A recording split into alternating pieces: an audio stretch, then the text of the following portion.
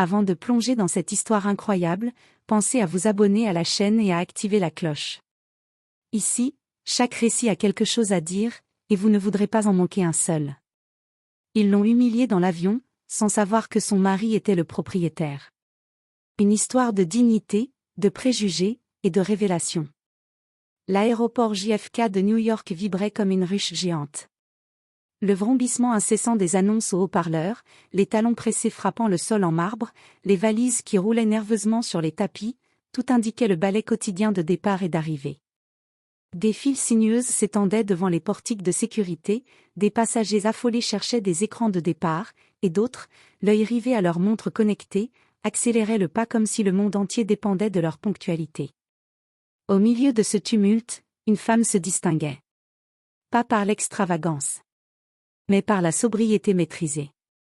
Ariana Bennett Mitchell, 42 ans, avançait d'un pas calme et mesuré vers la porte des 18, réservée à la première classe du vol SkyWest Elite 724 à destination de San Francisco. Elle portait un tailleur crème, impeccable, taillé sur mesure, qui épousait parfaitement sa silhouette. Une montre en or discret scintillait légèrement à son poignet. Ses cheveux étaient relevés en un chignon soigné, révélant un visage serein, marqué par l'intelligence, la patience, et une certaine fatigue que seuls les cœurs engagés connaissent. Dans sa main droite, un billet électronique soigneusement imprimé, glissé dans un étui en cuir souple, et dans la gauche, un sac en toile beige contenant un livre, un carnet, et un foulard léger. Elle n'était ni en voyage d'affaires, ni en vacances. Elle allait retrouver son mari, James Mitchell, PDG du puissant groupe aérien Mitchell Aerospace, la maison mère de la prestigieuse SkyWest Elite. Mais ce détail, Ariana ne le disait jamais. Elle ne voyageait pas en tant que « femme de ». Elle voyageait en tant qu'elle-même, professeure de littérature afro-américaine à Columbia, conférencière, autrice et mentor respectée dans son domaine. Lorsque son tour arriva à l'embarquement prioritaire, elle tendit son billet à l'agente de porte, une femme blanche d'une trentaine d'années, visiblement débordée, qui leva les yeux avec la lassitude d'une routine bien trop familière. Mais à la vue d'Ariana, son regard se figea un instant. Elle regarda Ariana de haut en bas, le teint foncé, les traits fins, l'allure distinguée mais subtile, la démarche assurée mais sans arrogance. Il y avait un silence flottant, entre gêne et jugement. Puis, un sourire artificiel se dessina lentement sur son visage. « Vous êtes sûr que vous êtes à la bonne porte ?» demanda-t-elle, d'une voix faussement bienveillante. Elle ajouta sans attendre de réponse. « C'est l'embarquement première classe ici. » Ariana sourit doucement, avec la grâce de celle qui a entendu ce genre de remarques 1000 fois sans jamais s'y habituer. « Oui, je suis bien à la bonne porte. Mon billet indique le siège 1A, première classe. » Elle tendit calmement le document. L'agente l'attrapa sans se presser, jetant un rapide coup d'œil, les sourcils légèrement froncés. « Ah !» murmura-t-elle, comme si l'ordinateur avait fait une anomalie qu'elle n'arrivait pas à résoudre. Pendant une fraction de seconde, elle sembla chercher une excuse pour interroger davantage. Mais ne trouvant rien de concret, elle finit par scanner le billet. Une lumière verte s'alluma. Autorisation d'embarquer. Très bien. Embarquement par ici. Mais même cette autorisation fut donnée avec un soupir à peine dissimulé, comme si elle acceptait quelque chose qu'elle n'approuvait pas tout à fait. Ariana ne répondit rien. Elle prit son billet, remit son sac sur l'épaule, et entra dans la passerelle. Mais dans son cœur, le pincement était là, discret mais réel. Ce n'était pas la première fois qu'on l'interrogeait ainsi. Ce n'était pas la première fois qu'on l'imaginait perdue, ou qu'on remettait en question sa légitimité d'être là où elle était, simplement parce qu'elle ne correspondait pas à l'image qu'on se faisait des passagers de première classe.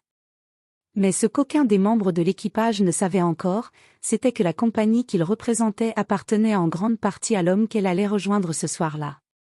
Et que l'histoire qu'ils allaient écrire ensemble, à bord de ce vol, allait faire plus de bruit qu'ils ne l'auraient jamais imaginé. Une fois à bord, Ariana s'installa tranquillement au siège 1A, juste à côté du hublot.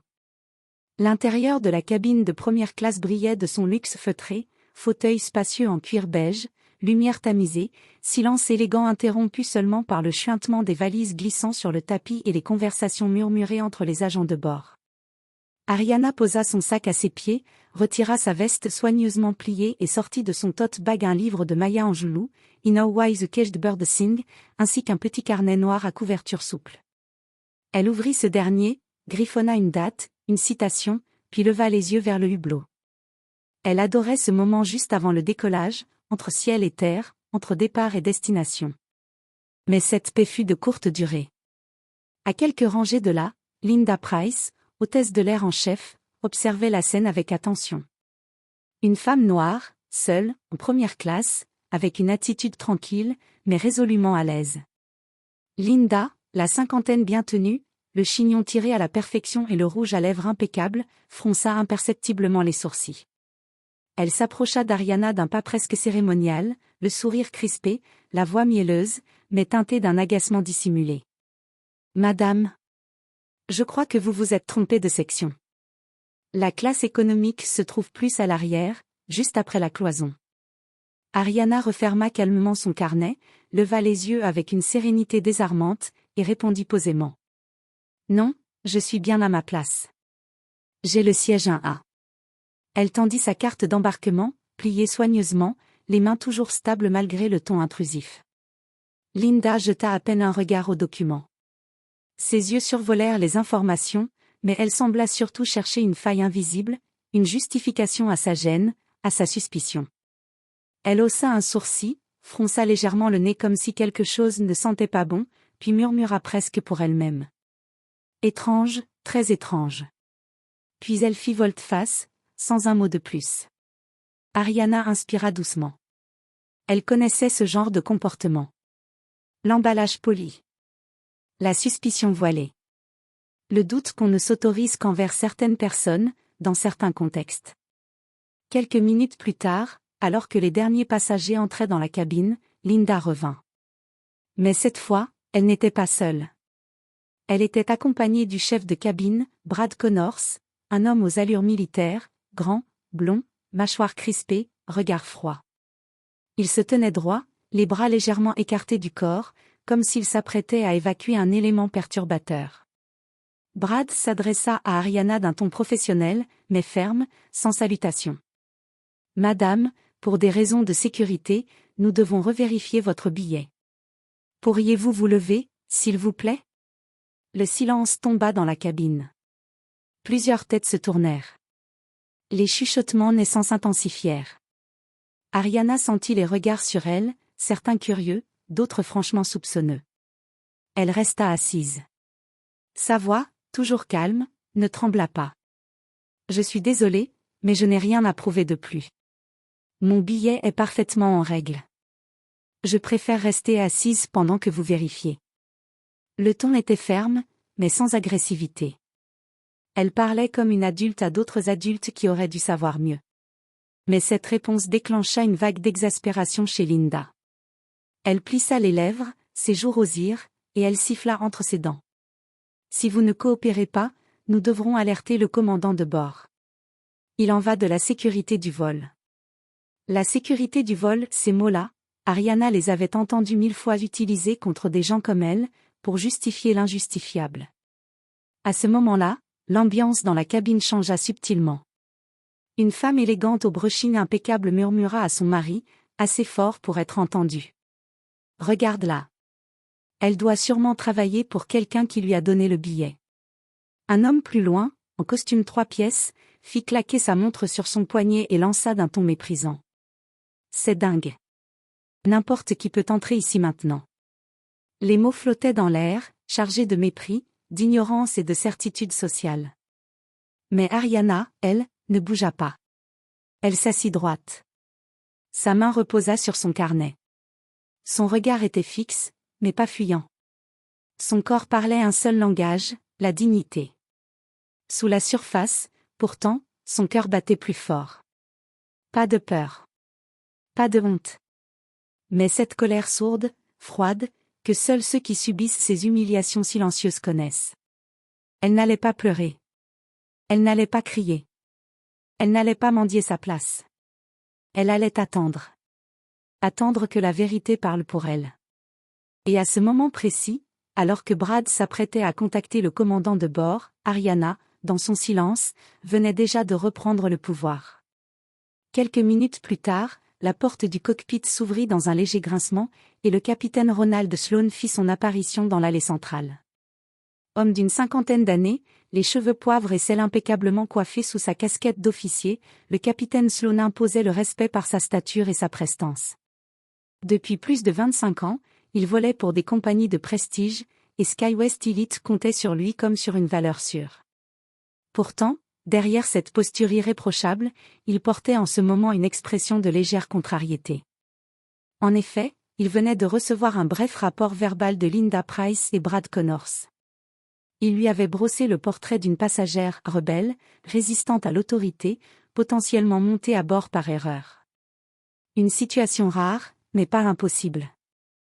Une erreur technique, un surclassement mal attribué, un échange de billets, ou, ce que Linda insinua subtilement, une passagère décidée à profiter du système. Le capitaine, sans prendre la peine de confirmer lui-même les informations, était donc venu régler ce qu'il considérait comme un incident gênant avant le décollage. Il s'arrêta devant le siège 1A, bras croisés dans son uniforme impeccable, et s'adressa directement à Ariana, sans se présenter, sans saluer, sans même lui demander son nom. « Madame, si vous n'êtes pas en mesure de prouver que ce siège vous appartient, je vais être dans l'obligation de vous faire débarquer immédiatement. » Son ton était sec. Autoritaire. Ni agressif, ni cordial. Juste tranchant. Ariana leva les yeux vers lui. Elle le regarda longuement, comme on observe un mur contre lequel on s'est déjà heurté trop souvent. Puis elle soupira, un soupir profond, celui qui ne traduit pas la fatigue physique, mais l'usure morale. Elle ne répondit pas tout de suite. Elle ouvrit calmement son sac, sortit son téléphone, et le déverrouilla sans un mot. Ses doigts composèrent un numéro qu'elle connaissait par cœur. Elle le fit lentement, presque cérémoniellement, consciente de chaque regard fixé sur elle. Le téléphone bipa une fois. 2 fois. Puis, à l'autre bout, une voix masculine, grave, chaleureuse et posée répondit. « Ariana ? Tu es dans l'avion déjà ? Que se passe-t-il, mon amour ?» La voix de James Mitchell, magnate de l'aviation américaine, homme d'affaires respecté à travers le monde, venait de briser le silence glacial de la cabine. Ariana, toujours aussi posée, répondit d'un ton calme, mais ferme. « James, je suis à bord du vol 724, SkyWest Elite. Première classe. On me demande de quitter mon siège. Ils pensent que je n'ai pas le droit d'être ici. » Un silence suivit, bref mais lourd, à l'autre bout du fil. Puis la réponse, brutale dans sa clarté. « Passe-moi le commandant de bord. » Immédiatement. Ariana tendit le téléphone au capitaine Sloane, sans trembler. « C'est pour vous. Mon mari. » Le capitaine la regarda, d'abord surpris, puis un peu déstabilisé. Mais il prit l'appareil, pensant encore que c'était peut-être une mise en scène ou une tentative de bluff. Capitaine Sloane à l'appareil. Ce qu'il entendit ensuite le fit se redresser légèrement.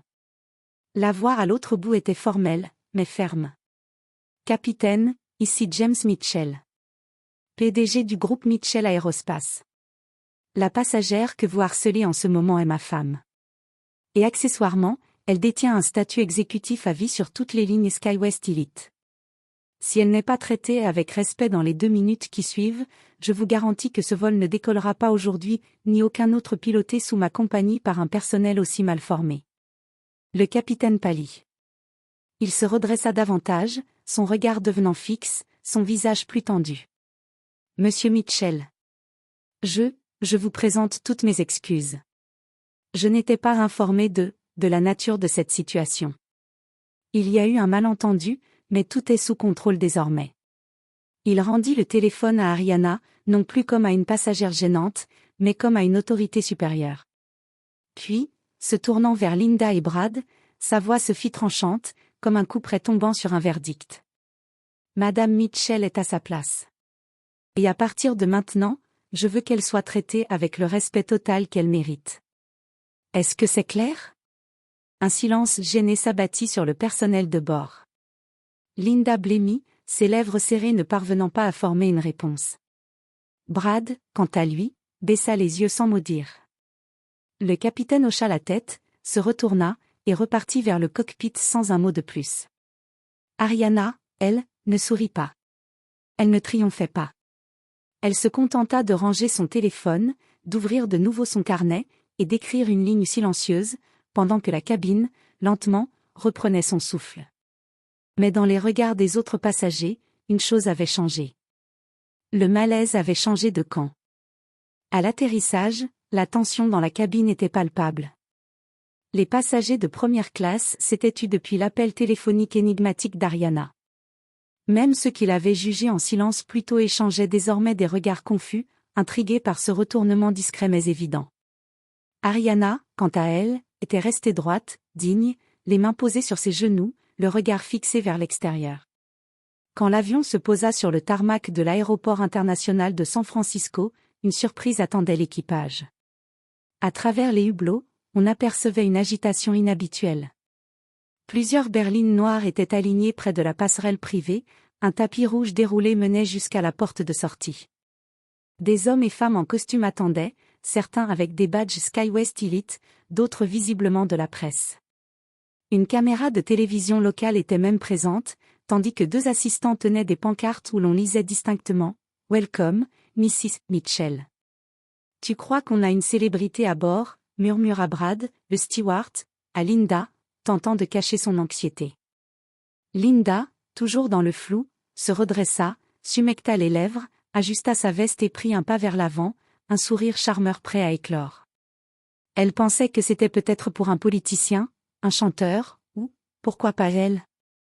Après tout, elle avait une certaine prestance, non? Mais lorsqu'un des cadres du cortège monta à bord avec empressement et demanda d'une voix claire. Madame Ariana Bennett Mitchell? Tous les regards se figèrent. Et c'est Ariana qui se leva. Calmement. Avec cette grâce naturelle qu'aucune marque de luxe ne peut imiter. Un murmure traversa la cabine. L'assistante guida Ariana vers la sortie comme une invitée d'honneur. Et c'est à ce moment précis que James Mitchell fit son apparition. Grand, imposant dans son costume bleu nuit parfaitement taillé, il dégageait cette autorité tranquille des grands leaders. Il gravit les marches de l'avion sans se presser, mais chaque pas semblait peser plus lourd que le précédent. Dès qu'il vit Ariana, son visage se radoucit. Il l'enlaça tendrement, l'embrassa sur le front. Puis il se tourna vers l'équipage. Son regard croisa celui de Linda, figé.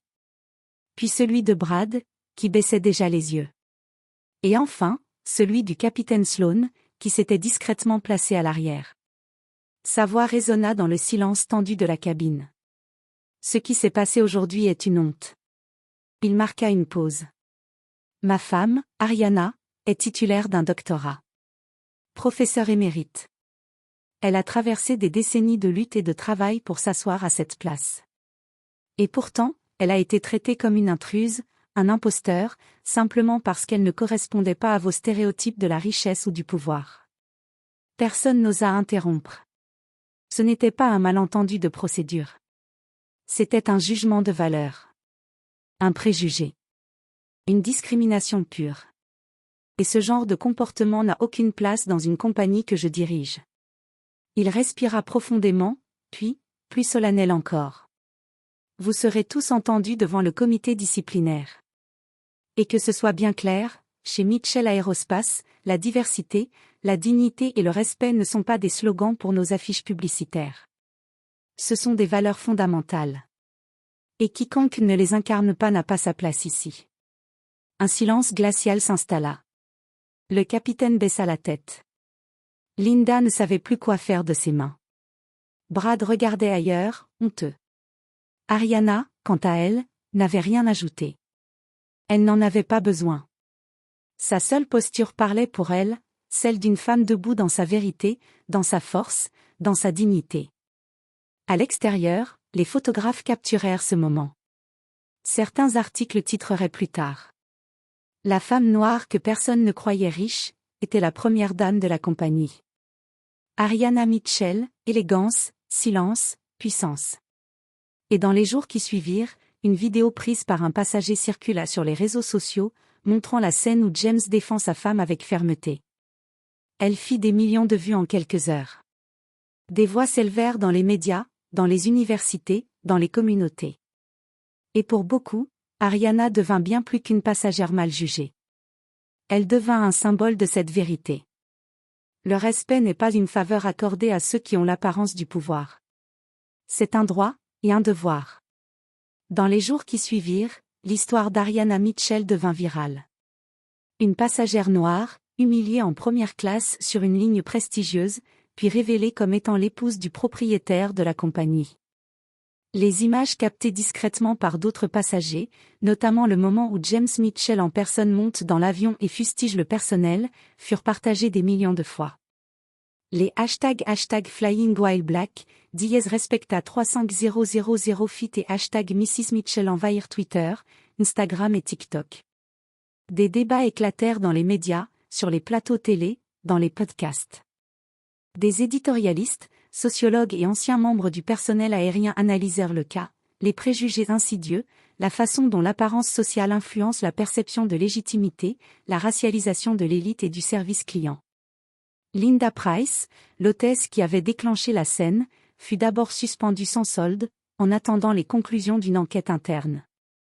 Quelques jours plus tard, après visionnage des vidéos et collecte de témoignages de passagers, elle fut licenciée pour comportement discriminatoire aggravé. Brad Connors, le steward complice, fut rétrogradé au service au sol, sans possibilité de réintégrer l'équipage à bord pendant au moins 2 ans. Quant au capitaine Ronald Sloan, bien qu'il n'ait pas initié l'injustice, il fut formellement réprimandé pour son manque de discernement. Il dut suivre une formation intensive sur les biais inconscients, les microagressions, et la conduite en situation de crise sociale. Il reconnut publiquement que, s'il avait pris le temps de vérifier les faits plutôt que de faire confiance aveuglément à ses collègues, la situation aurait pu être évitée. Mais au-delà des sanctions, le couple Mitchell transforma l'humiliation en levier de transformation. Peu de temps après l'incident, James et Ariana Mitchell tinrent une conférence de presse historique au siège de Mitchell Aerospace, la société mère de SkyWest Elite. Là, entourés de journalistes, d'avocats en droit civique et de leaders d'opinion, ils annoncèrent la mise en place d'un programme inédit. Altitude humaine, pour que la hauteur ne soit jamais synonyme d'arrogance. Ce programme, pensé avec des experts en sociologie, psychologie du travail et relations humaines, devenait obligatoire pour chaque membre du personnel, du sol au cockpit. On y abordait les stéréotypes inconscients dans les environnements de luxe. La reconnaissance de la diversité dans les clientèles haut de gamme. La posture éthique face à des conflits d'apparence sociale. Et surtout, le devoir de dignité universelle, même, et surtout, à 35 000 pieds d'altitude. Des témoignages réels, des mises en situation, des formations immersives furent intégrées dans les parcours RH. Très vite, d'autres compagnies aériennes contactèrent Mitchell Aerospace pour demander à bénéficier du programme. Altitude humaine devint une référence. Ce que personne n'avait prévu, c'était le tournant qu'allait prendre Ariana elle-même. Femme réservée, préférant l'ombre à la lumière, elle avait toujours soutenu James en coulisses. Mais cette fois, elle sentit que se taire serait cautionné. Et elle parla. Pas dans la colère. Pas dans le tumulte. Mais avec une force tranquille, désarmante. Elle accorda des interviews posées à CNN, NPR, de Atlantic. Elle participa à des panels sur le leadership féminin noir, la légitimité dans les sphères élitistes, et le droit d'exister pleinement sans devoir se justifier. Puis elle écrivit un essai remarqué. Je n'avais pas besoin d'un uniforme. J'avais besoin qu'on voie mon humanité. Ce texte fut repris dans plusieurs universités américaines, étudié dans des modules sur les relations raciales et la psychologie sociale. Des femmes écrivirent à Ariana, des jeunes filles lui envoyèrent des lettres, des équipages modifièrent leurs protocoles. Elle était devenue, sans le chercher, une voix. Un repère. Elle ne cria jamais. Elle ne frappa jamais. Elle n'insulta jamais. Mais par son calme, sa posture, et sa vérité nue, elle fit trembler les murs silencieux de la condescendance et du racisme voilé. Et ceux qui l'avaient méprisée durent apprendre une leçon indélébile. Dans un avion, la personne la plus puissante n'est pas toujours celle en uniforme, mais parfois celle qu'on avait jugée trop vite, parce qu'elle ne ressemblait pas au pouvoir.